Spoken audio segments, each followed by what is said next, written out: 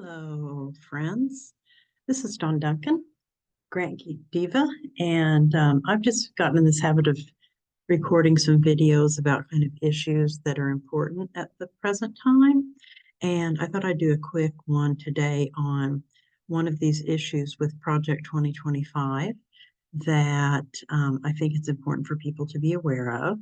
So the concern that this piece of Project 2025 addresses is the fact that the documentation in 2025 shows that it would potentially enable discrimination against across society. So this is the overall theme um, that Democracy Forward is talking about here.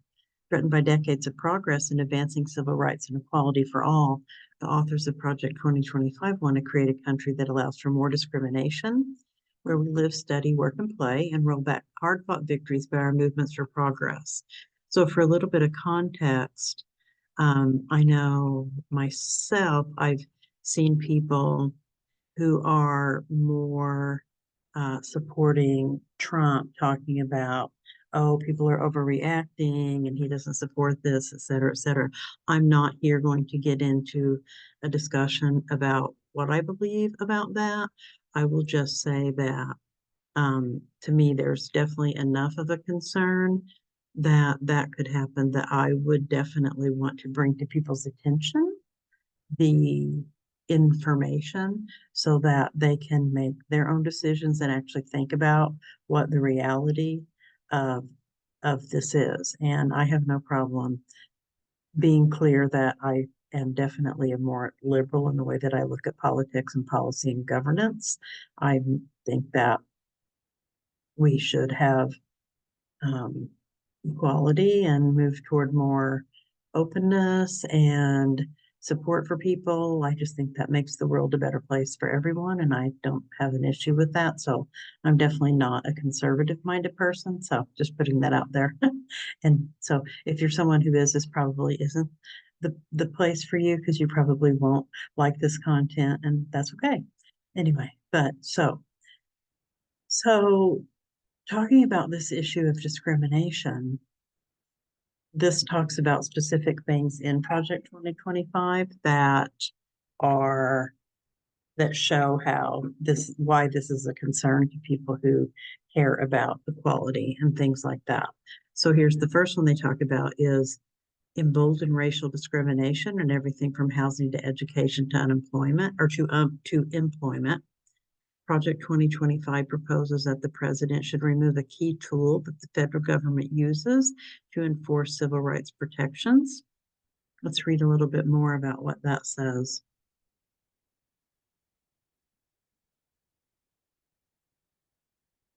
So looking at the really big picture, this is related to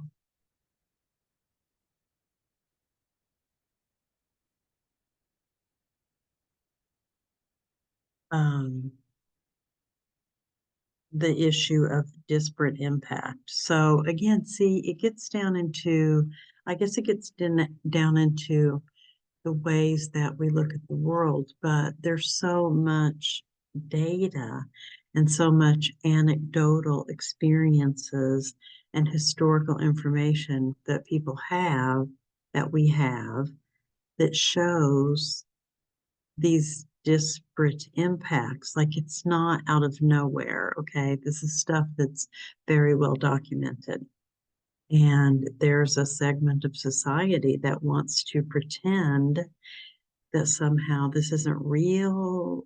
And so that's a big part of the underpinning of the mindset for this. I also think this is why it's important to dig into these kinds of like the things that it says, because sometimes if you just look at the really broad outline of their goals of the Project 2025 goals, it might not seem that bad.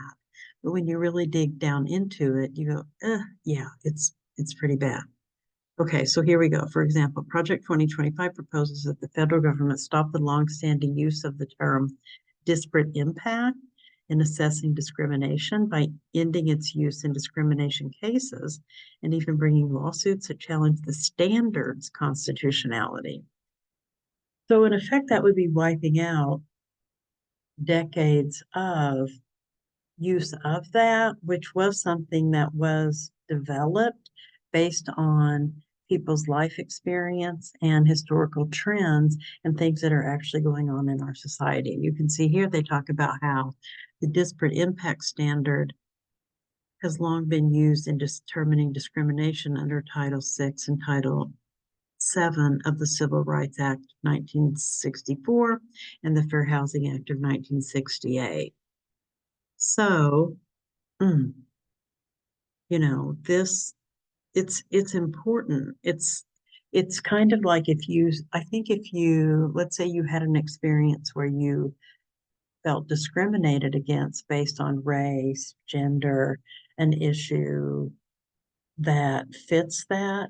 Basically, what they're saying is like, oh no, we don't need that. We don't need this standard here. Everybody's treated the same. Everybody has the same opportunities, blah, blah, blah, blah, blah. So if this is removed, you probably won't even have any way to get into the door to pursue a discrimination case, because if you don't even meet the basic standard, it makes me, and I'm not a lawyer, let me be clear, but it makes me think of the concept of standing in legal terms, where to pursue a legal case, you have to have standing, this legal principle.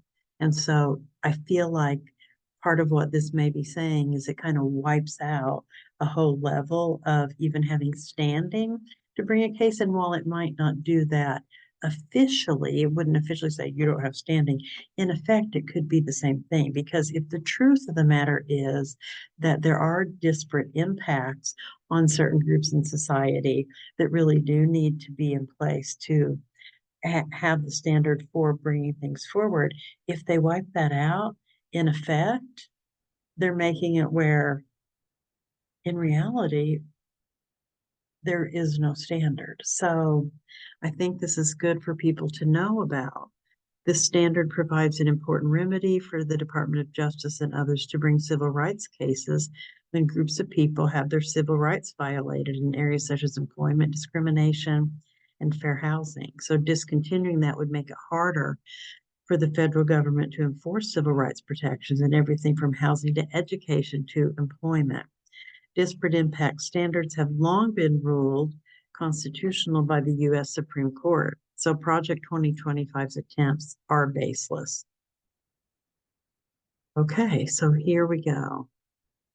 Here's from page 583 of the Project 2025 Mandate for Leadership. Courts have ruled that even without evidence of overt intentional discrimination, such results might suggest discrimination. This doctrine of disparate impact could be ended legislatively, or at least narrowed through the regulatory process by a future administration. So they want to remove it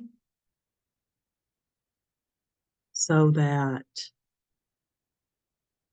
these deeper issues around disparate impact can't be considered. So I think part of what they're trying to say here is they just want to take everything on an individual case-by-case basis, right?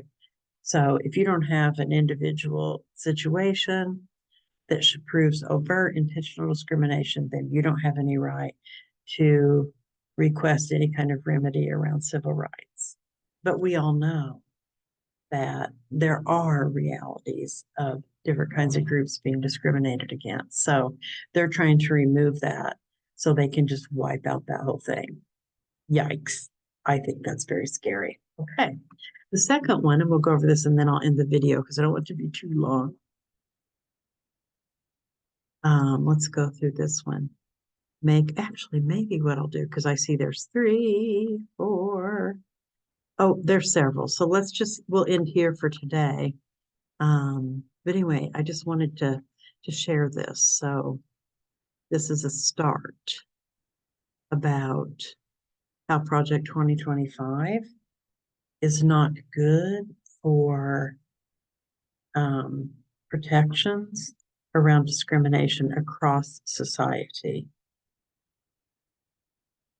And I would be really concerned that not having these protections and systems in place also makes it easier for whatever disparate groups, and there might be future disparate groups that arise over time, right? So if that happens, if you don't have these things in place, you're basically wiping out the whole foundation, the whole kind of infrastructure of of of being able to even take action to protect groups. So to me, that's not a good thing.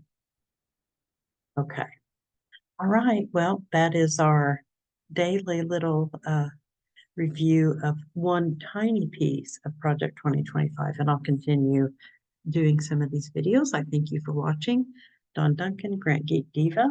As the Grant Geek Diva always says, you don't have to get it perfect, but you do have to get it rolling.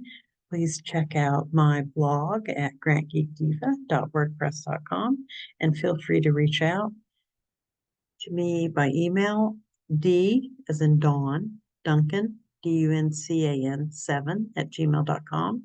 That's dduncan7 at gmail.com. Hope everybody is having a good day, and we'll talk to y'all soon. Bye-bye.